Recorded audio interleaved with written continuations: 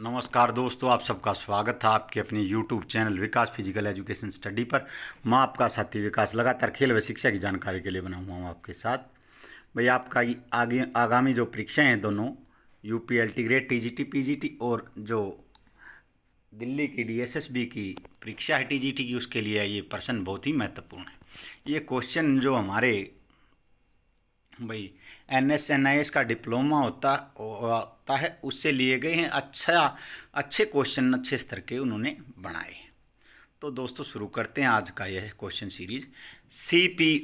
CPR में एकल rescuer मामले में दी गई सांसों की संख्या है। CPR का अर्थ क्या है भाई? पहले तो CPR का अर्थ बता देता हूँ। CPR का अर्थ है भाई कार्डियोपुल्मोनरी रेसुएसेंस। कार्डियोपुल्मोनरी रेसुएसेंस CPR का जो फुल फॉर्म है CPR की, वो है भाई। इसमें क्या किया जाता है? जब कोई भी बेहोश हो जाता है तो छाती पर दोनों हाथों से दबाव दिया जाता है। एक वयस्क में कितनी होनी चाहिए? तो ये भाई एक वयस्क में 30 बार दबाव और 2 बार सांसें, ये इसका राइट आंसर है। अगर बच्चे का आ जाता है तो 15:2 होगा। और ये इसका CPR का जो वो है रेशो कितना होना चाहिए? 30 बार दबाव और 2 बार सांसें। अगला क्वेश्चन है भाई, डोप नियंत्रण के दौरान संग्रह बर्तन में पेशाब की अधिकतम मात्रा। जो भी डोपिंग एजेंसी है, वर्ल्ड एंटी डोपिंग एजेंसी वाडा, इसका मुख्यालय मॉन्ट्रियल में है। 1999 में इसकी स्थापना हुई। और भाई जो नाडा है, इसकी स्थापना 2005 में, नेशनल एंटी डोपिंग एजेंसी। और इसका मुख्यालय कहाँ है भाई? इसका मुख्यालय JLN स्टेडियम दिल्ली में। तो भाई डोप नियंत्रण में अधिकतम मात्रा, चलो भाई ये क्वेश्चन मैं आपके लिए ही छोड़ देता हूँ। अधिकतम मात्रा डोप नियंत्रण के दौरान संग्रह बर्तन में कितनी होती है, ये आपको बताना है। न्यूनतम मैं बता देता हूँ, न्यूनतम होती है भाई 90 ml। आपको कमेंट में जवाब देना अधिकतम मात्रा कितनी होती है। आगे चलते हैं दोस्तों। अगला क्वेश्चन है, पुनर्वास के दौरान किस प्रकार के स्ट्रेचिंग व्यायाम की सलाह नहीं दी जाती? भाई पुनर्वास रिहेबिलिटाइजेशन, जैसे भी चोट के बाद खिलाड़ी ठीक होने के लिए जो कार्यक्रम होते हैं वो सभी पुनर्वास के अंतर्गत आते हैं, रिहेबिलिटाइजेशन के अंतर्गत आते हैं। तो भाई इसके दौरान कौन सी स्ट्रेचिंग नहीं करनी चाहिए? स्टैटिक स्ट्रेचिंग, जिसमें भाई स्थिर स्ट्रेचिंग होती है, एक जगह स्थिर होकर स्ट्रेचिंग करना। दूसरी है एक्टिव स्ट्रेचिंग, जिसमें भाई अपने आप खुद स्ट्रेचिंग करते हैं पैसिव दूसरे की मदद से। और ब्लास्टिक भी अपने आप और मूवमेंट में होती है। तो स्ट्रेचिंग से क्या होता है भाई? स्ट्रेचिंग से हमारे शरीर की लचकता बढ़ती है और चोट लगने का खतरा कम होता है। व्यायाम के शुरू में भी हल्की स्ट्रेचिंग करते हैं और बाद में तो करनी चाहिए, लेकिन वेट ट्रेनिंग के बाद स्ट्रेचिंग ज़्यादा नहीं करनी चाहिए भाई। क्योंकि वेट ट्रेनिंग हम करते हैं मसल की टाइटनेस के लिए, और एकदम फिर स्ट्रेचिंग करेंगे तो उसका इतना फ़ायदा नहीं होगा। तो भाई पुनर्वास के दौरान किस प्रकार की स्ट्रेचिंग की सलाह नहीं दी जाती? तो इसका जो राइट आंसर है भाई वो है ब्लास्टिक स्ट्रेचिंग। ब्लास्टिक स्ट्रेचिंग इसका राइट आंसर है, क्योंकि ब्लास्टिक स्ट्रेचिंग में भाई मूवमेंट में रहती है बॉडी, इसलिए इसकी सलाह नहीं दी जाती है। इसका राइट आंसर है। अगला क्वेश्चन है भाई, बार बार दबाव के कारण होने वाली त्वचा में दर्द रहित मोटी परत है। दर्द रहित मोटी परत है बार बार दबाव के कारण। कॉर्न एक ऐसी है जिसमें भाई मकई के दानों जैसे दाने हो जाते हैं, और भाई ब्लिस्टर हैं छाले, और उपरोक्त में से कोई नहीं। और कैलस। तो इसका जो राइट आंसर है, आपने लगा लिया होगा अपना, तो इसका जो राइट आंसर है वो है कैलस। कैलस इसका राइट आंसर है। आपने एडियो में देखा होगा, साइड में एडियो के हथेलियों में, कि भाई त्वचा बार बार दबाव के कारण दर्द रहित मोटी हो जाती है, तो उसे कैलस कहते हैं। आपको ये याद रखना है। आगे चलते हैं भाई। अगला क्वेश्चन है गलत कथन को पहचाने। इनमें से कौन सा गलत कथन है? न्यूरोमस्कुलर इंकोर्डिनेशन के कारण क्रैम्प होता है भाई। क्रैम्प क्या होता है? मांसपेशियों की अकड़न होती है भाई। क्रैम्प न्यूरोमस्कुलर इंकोऑर्डिनेशन के कारण क्रैम्प होता है।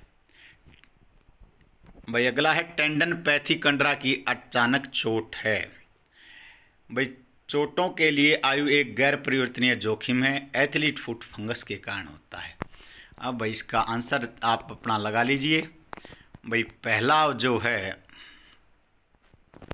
एथलीट फुट फंगस के कारण होता है, ठीक है भाई। चोटों के लिए आयु एक गैर परिवर्तनीय जोखिम कारक है, बिल्कुल ठीक है भाई। टेंडन पैथी, कंडरा की अचानक चोट है। मैं भी पहले सोचता था कि टेंडनोपैथी कोई इलाज होगा टेंडन का, लेकिन ये भी कंडरा की चोट है। तो इसका जो राइट आंसर है न्यूरोमस्कुलर इंकोऑर्डिनेशन के कारण क्रैम्प होता है। क्रैम्प किसके कारण होता है भाई? क्रैम्प होता है खनिज लवण की कमी के कारण और अत्यधिक व्यायाम के बाद जिस चीज़ का भाई पानी की और खनिज लवणों की कमी होने के कारण ऐंठन हो जाती है। आगे चलते हैं दोस्तों। अगला क्वेश्चन भी थेरेपी से है, पुनर्वास से है चोटों में। भाई निम्न में से तंत्रिका तंत्र की उत्तेजना के लिए दी जाने वाली इलेक्ट्रोचिकित्सीय विधि है। तंत्रिका तंत्र को जो उत्तेजित करती है भाई अल्ट्रासाउंड थेरेपी। अल्ट्रासाउंड थेरेपी में भाई एक आग मशीन से जुड़ा एक यंत्र होता है और उससे जैसे भाई उसके ऊपर एक गोल वो होता है, जैसे किसी हैंडल के ऊपर कोई गोल मालिश का जो कोई भी गोल हिस्सा हो वो मालिश करने का वो उससे वेव निकलती है अल्ट्रासाउंड थेरेपी से। इलेक्ट्रोथेरेपी है भाई, ये भी चोट के लिए है, ये चोट के लिए होती है भाई। आईएफटी में भाई क्या होता है, 3-4 चेपी चिपका देते हैं और वो मशीन से जुड़ी होती हैं और उनसे कंपन पैदा होती है। शॉक वेव थेरेपी आपने देखा होगा भाई, बिजली का झटका देना। अब आप अपना आंसर लगा लीजिए इनमें से टेंस। तो भाई ये इसका जो राइट आंसर है वो है टेंस। टेंस से ही जो तंत्रिका तंत्र की उत्तेजना बढ़ाने वाली एक इलेक्ट्रोचिकित्सीय विधि है। आपको कमेंट में ये बताना भाई यह किस प्रकार से काम करती है, इसका क्या काम करने का तरीका है। लेकिन यह इसका राइट आंसर है भाई, ये तीनों आपको बता दिया। आईएफटी ये भी चोट में लगाई जाती है और अल्ट्रासाउंड ये भी चोट में, और शॉक वेव थेरेपी ये भाई अलग अलग कारणों से दी जा सकती है। आगे चलते हैं दोस्तों। सभी को छोड़कर त्वचा पर चोट के निशान हैं। एक को छोड़कर भाई, सभी एक को, इनमें से किसी एक को छोड़कर त्वचा पर चोट के निशान हैं। ये कंफ्यूजन नहीं है भाई, कंट्यूजन है। ये कॉन्ट्यूजन आपको याद रखना है, ये कॉन्ट्यूजन है। कॉन्ट्यूजन है, कॉन्ट्यूजन, लैक्रेशन, कॉर्न, कंफ्यूजन। तो भाई आपको बता देता हूँ, कंट्यूजन होता है नील, जो नील त्वचा पर दिखाई देगा भाई, बिल्कुल देगा। लैक्रेशन होता है चीरा भी त्वचा पर दिखाई देगा भाई। कॉर्न में मकई के दाने जैसी आकृति आपकी त्वचा पर दिखाई देंगी। इसका जो राइट आंसर है कंफ्यूजन है भाई, वो कॉन्फ्यूजन। और ये कॉन्ट्यूजन है भाई, ये पहला ऑप्शन इंग्लिश में है जो कॉन्ट्यूजन है। आगे चलते हैं दोस्तों। अगला क्वेश्चन है, निम्न में से ज्वाइंट की चोट है, मोच, डिसलोकेशन, गठिया, उपरोक्त सभी। ये क्वेश्चन भाई जो बोर्ड है उसी ने ही गलत दिया है, थोड़ा सा आपको बता देता हूँ। मोच ज्वाइंट की चोट है, लिगामेंट के खिंच जाने के कारण होती है। डिसलोकेशन कंधे या कूल्हे में होती है भाई, ये भी ज्वाइंट की चोट है, हड्डी का उतर जाना। गठिया अर्थराइटिस एक रोग है, लेकिन भाई ना तो ये दोनों हो गए, उपरोक्त सभी ही इसका राइट आंसर बनेगा। उपरोक्त सभी गठिया के कारण भी इंजरियां उत्पन्न हो जाती हैं, लेकिन गठिया कोई चोट नहीं है। अर्थराइटिस एक रोग है, यूरिक एसिड वगैरह बढ़ने से ये गाउट, गठिया ये हो जाता है। आगे चलते हैं दोस्तों। अगला क्वेश्चन है, नम गर्मी के द्वारा वसूली एक विधि में निम्नलिखित में से एक है। भाई नम गर्मी के द्वारा भाई पुनर्वास की एक विधि में से एक है भाई। क्या है? स्टीम बाथ, हाइड्रोथेरेपी, क्रायोथेरेपी, विकिरण चिकित्सा। विकिरण चिकित्सा में नमी नहीं होगी भाई, क्योंकि किरणें होंगी। अब आ गया भाई क्रायोथेरेपी। क्रायोथेरेपी नम गर्मी नहीं है भाई, ये ठंडी चिकित्सा है, बर्फ़ की चिकित्सा है। अब रह गया भाई हाइड्रोथेरेपी। हाइड्रोथेरेपी क्या है भाई? जल चिकित्सा। जल चिकित्सा है हाइड्रोथेरेपी, ये बर्फ चिकित्सा भाई। क्रायोथेरेपी विकिरण चिकित्सा, वेव तरंगों की चिकित्सा है। स्टीम बाथ, स्टीम बाथ में भाई एक छोटा कमरा होता है या आपको कटहरा होता है, उसमें भाप चलती हैं जो आपके को भाई आपकी बॉडी को रिलैक्स करने और अन्य जो चोटों वगैरह में दी जाती है। तो नम गर्मी किस में है भाई? नम गर्मी स्टीम बाथ में ही इसका राइट आंसर है। भाप स्नान, वाष्प स्नान। ठीक है भाई, आगे चलते हैं। अगला क्वेश्चन है, निम्नलिखित में से के बीच गैर एर्गोजेनिक एड्स सहायता का पता लगाएं। भाई गैर एर्गोजेनिक एड्स क्या हैं? क्रेटीन, ये भी है भाई। क्रेटीन क्या करता है? बॉडी को टाइट करता है और भाई पावर बढ़ाता है। सिंथेटिक पोशाक, ये भी गैर एर्गोजेनिक सहायता है भाई। एचएमबी भी गैर एर्गोजेनिक सहायता है। ये सभी इसका राइट आंसर है भाई। ये सभी इसका राइट आंसर है। ये सभी इसका राइट आंसर है। आगे चलते हैं दोस्तों। अगला क्वेश्चन है, निम्नलिखित में से कौन सा उपास्थि कार्टिलेज और ऊर्ध्वस्तंभ का में वर्टिकल कॉलम में पाया जाता है? भाई वर्टिकल कॉलम में पाया जाता है कौन सा कार्टिलेज? किस प्रकार का कार्टिलेज पाया जाता है भाई वर्टिब्रा में? हाइलिन कार्टिलेज, फाइब्रो कार्टिलेज, लोचदार कार्टिलेज, ये सभी। तो इसका जो राइट आंसर है भाई वो है हाइलिन कार्टिलेज। कार्टिलेज के क्या होता है भाई? एक सलेटी रंग की एक मांस की गद्दी टाइप होता है जो हमारे जॉइंट को रगड़ खाने से बचाता है। ये कार्टिलेज होता है भाई, आपको याद रखना है। इसका कलर भी पीछे किसी ने क्वेश्चन डाल रखा था ग्रुप में भाई। तो कार्टिलेज उपास्थि और वर्टिकल कॉलम के बीच में कौन सा पाया जाता है भाई?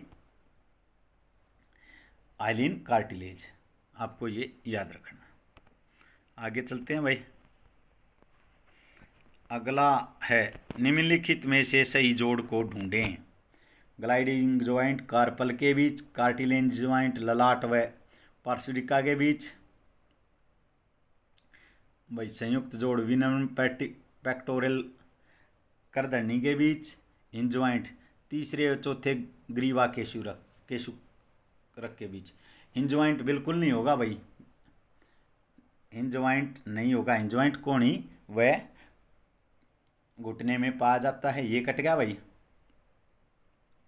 हिंज ज्वाइंट कहाँ पाया जाता है? कोणी व घुटने में। तो गर्दन में तो हिंज ज्वाइंट नहीं होगा। संयुक्त जोड़ भाई विनमर और पेक्टोरल करधमनी के बीच, ये भी गलत है भाई। कार्टिलेज ज्वाइंट ललाट व पार्श्विका के बीच, फ्रंटल और लेटरल खोपड़ी के बीच, नहीं भाई। इसमें कौन सा ज्वाइंट होगा खोपड़ी में? भाई इसमें होगा रेशेदार फाइबर ज्वाइंट जो अचल जोड़ है। अगला है ग्लाइडिंग ज्वाइंट कार्पल के बीच, बिल्कुल ठीक है भाई। ग्लाइडिंग ज्वाइंट और कॉन्डिलाइड ज्वाइंट रिस्ट में होते हैं और अंगूठे में सैडल ज्वाइंट होता है। अंगूठे में कौन सा ज्वाइंट होता है भाई? सैडल। आपको ये भी याद रखना है। आगे चलते हैं दोस्तों। अगला क्वेश्चन है, ट्राइसेप्स निम्नलिखित में से किस क्रिया के लिए जिम्मेदार है? ट्राइसेप्स भाई, जो ट्राइसेप्स पहले बता देता हूँ, ट्राइसेप्स मांसपेशी है भाई। कहाँ की? हमारे जो बाजू होती हैं, अपर आर्म, जिस ह्यूमरस हड्डी के ऊपर जो मांसपेशी होती है आगे की तरफ, वो होती है बाइसेप्स। और पीछे की तरफ जो मांसपेशी होती है वो होती है ट्राइसेप्स। पीछे की तरफ जो मांसपेशी होती है वो कौन सी है भाई? ट्राइसेप्स, आगे बाइसेप्स। तो भाई ट्राइसेप्स में निम्नलिखित में किस क्रिया के लिए जिम्मेदार है? एल्बो फ्लेक्शन और फोरम आर्म सुपिनेशन। सुपिनेशन होता है हथेली का ऊपर की तरफ, और एल्बो फ्लेक्शन होता है कोहनी का मुड़ना। कोहनी का मुड़ना, कोहनी का मुड़ना होता है एल्बो फ्लेक्शन। जैसे भाई ये ऐसे कोहनी का मुड़ना। और भाई सुपिनेशन, सुपिनेशन होता है हाथ का ऊपरी तरफ होना। तीसरा भाई कोहनी का विस्तार, यानी कि कोहनी का सीधा ही होना। तीसरा कोहनी का विस्तार और कलाई का रेडिलेशन। कलाई के रेडियल विचलन से भी कोई बाइसेप्स का कोई भी संबंध नहीं है। तो इसका राइट आंसर है भाई कोहनी का विस्तार। कोहनी का एक्सटेंशन, कोहनी का एक्सटेंशन के लिए कौन सी जिम्मेदार है भाई? ट्राइसेप्स। आपको ये याद रखना है। और भाई एक और क्वेश्चन आता है, थोड़ा सा आप इसमें उसमें गलती करते हो। बाइसेप्स फेमोरियस किसके लिए उत्तरदायी है? किसके लिए उत्तरदायी है भाई? बाइसेप्स फेमोरियस घुटने के आकुंचन के, भाई घुटने के मोड़ के लिए।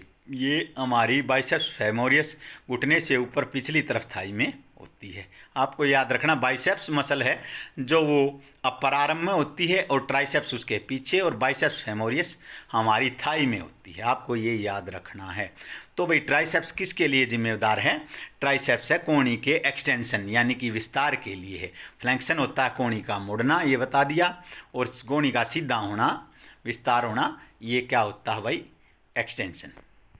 आगे चलते हैं दोस्तों। अगला क्वेश्चन है, निम्नलिखित में से कौन सा चरण केवल चलने के दौरान पाया जाता है लेकिन दौड़ने के नहीं? निम्नलिखित में से कौन सा चरण चलने के दौरान पाया जाता है लेकिन दौड़ने के नहीं? तो भाई इसका जो राइट आंसर है वो क्या है भाई? संचालक शक्ति, वायुजनित अवधि, पकड़ और समर्थन, दोहरा समर्थन चरण। तो इसका जो राइट आंसर है वो है भाई संचालक शक्ति। संचालक शक्ति चलने के दौरान पाई जाती है लेकिन दौड़ने के दौरान नहीं। आपको ये याद रखना। और दौड़ते समय हमारा गुरुत्वाकर्षण आगे की तरफ होता, गुरुत्वाकर्षण केंद्र। आपको ये याद रखना। आगे चलते हैं दोस्तों। अगला क्वेश्चन है, निम्नलिखित में से कौन सा जोड़ मूवमेंट की अनुमति नहीं देता? भाई साइनोवियल जॉइंट में बिल्कुल अर्ध व चल व अचल जोड़ों में साइनोवियल जॉइंट पाया जाता है। भाई ball and socket freely movable joint हैं जो चारों तरफ गति करते हैं। कार्टिलेज जॉइंट में हल्की गतियां होती हैं, जैसे भाई कमर के जॉइंट है हमारी, उनमें हल्की गतियां होंगी। और जैसे घुटना है, घुटना हमारा साइनोवियल प्लस कार्टिजियस दोनों जॉइंटों का उदाहरण है। कार्टिलेज भी इसमें होती है और साइनोवियल फ्लूइड भी होता है। तो इसका जो राइट आंसर है वो है रेशेदार जोड़। फाइबर जॉइंट कौन सा जॉइंट होता है भाई जो अनुमति नहीं देता? ये फिक्स जॉइंट है, रेशेदार यानी कि फाइबर जॉइंट, ये फिक्स जॉइंट है। आपको ये याद रखना है। भाई जोड़ 3 प्रकार के हैं, चल जो फ्रीली मूवेबल हैं, हाफ मूवेबल और फिक्स जॉइंट। 3 प्रकार के जोड़ हैं। हमारी जो जोड़ों से संबंधित वीडियो है आप उसको देख सकते हैं, आपके सभी डाउट उससे क्लियर हो जाते हैं। भाई जो गर्दन में है पीवट जॉइंट होता है, हथेली ना इसमें कलाई में कॉन्डिलाइड व ग्लाइडिंग जॉइंट होता है, टकने में प्लेन जॉइंट होता है, घुटने में और कोहनी में हिंज जॉइंट होता है, कूल्हे और कंधे में बॉल एंड सॉकेट जॉइंट होता है, गेंद गट्टा जोड़। आपको ये याद रखना है। आगे चलते हैं दोस्तों। अगला क्वेश्चन है,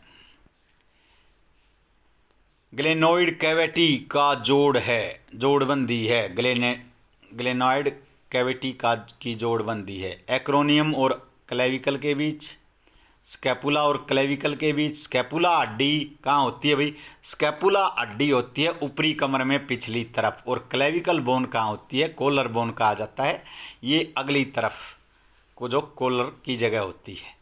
एक्रोनियम के साथ स्कैपुला भाई पीछे है, स्कैपुला के साथ ह्यूमरस हड्डी कहाँ की है भाई? हाथ की हड्डी है, ये ऊपरी बाहु में सबसे बड़ी हड्डी है।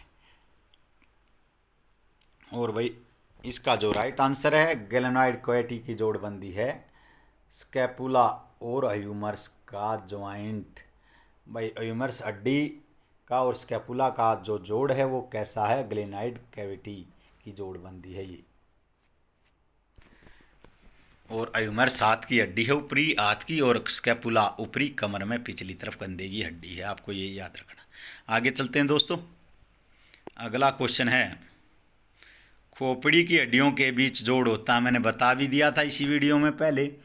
खोपड़ी की हड्डियों के बीच में जोड़ होता है भाई कार्टिलेजियस, हिंज ज्वाइंट, साइनोविल, रेसेदार। भाई खोपड़ी का ज्वाइंट कैसा ज्वाइंट है, फिक्स ज्वाइंट है।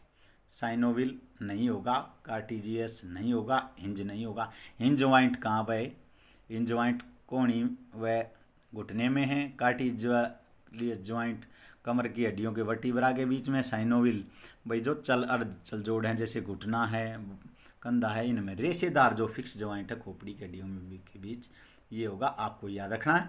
खोपड़ी में 8 हड्डियां होती हैं भाई, 14 फेस में होती हैं, 6 इस कान में, 6 इसमें, एक हाइडबोन गले की हड्डी होती है। आगे चलते हैं दोस्तों। सुप्रास्पिनेट्स क्रिया क्या है, सुप्रास्पिनेट्स क्रिया क्या है? हाथ का अबडक्शन, हाथ का अडक्शन, और भाई बाँ का पार्श्व रोटेशन, हाथ का रोटेशन। तो सुप्रास्पिनेटिस क्रिया क्या है भाई?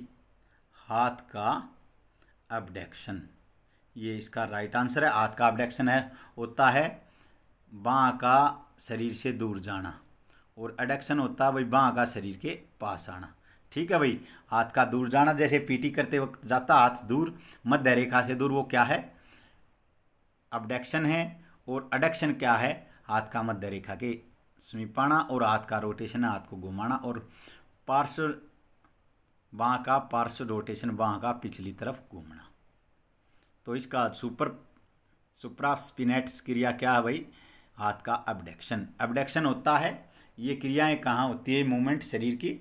ये भाई हाथ में होती है अबडक्शन एडक्शन। हाथ का मध्य रेखा से दूर जाना अबडक्शन, हाथ का मध्य रेखा के नज़दीक आना एडक्शन, और हाथ का ऊपरी तरफ होना आसमान की तरफ सुपिनेशन, और निचले की तरफ प्रोनेशन।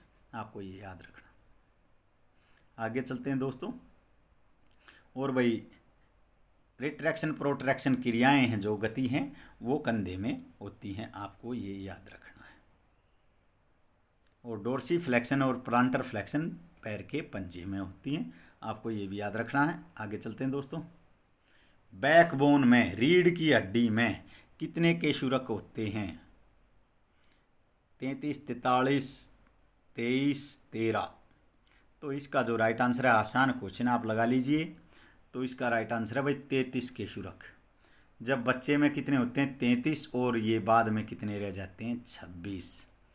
ऊपर है भाई ग्रीवा, गर्दन की हड्डियाँ, फिर हैं वक्षस्थलीय हड्डियाँ, फिर है कमर की भाई, ये काइकस है, लंबर हैं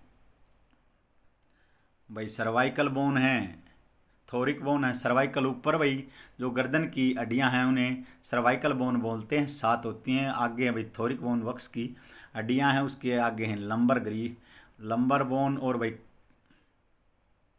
सबसे नीचे काइकस। इसका कोई काम नहीं होता है। शरीर में 2 ही चीज़ें ऐसी हैं जिनका कोई काम नहीं है। एक तो जो टेल बोन है उसका काम नहीं होता बिल्कुल भी, और एक भाई जो अपेंडिक्स होता है उसका कोई काम नहीं होता, लेकिन अपेंडिक्स के फटने से मृत्यु भी हो सकती है।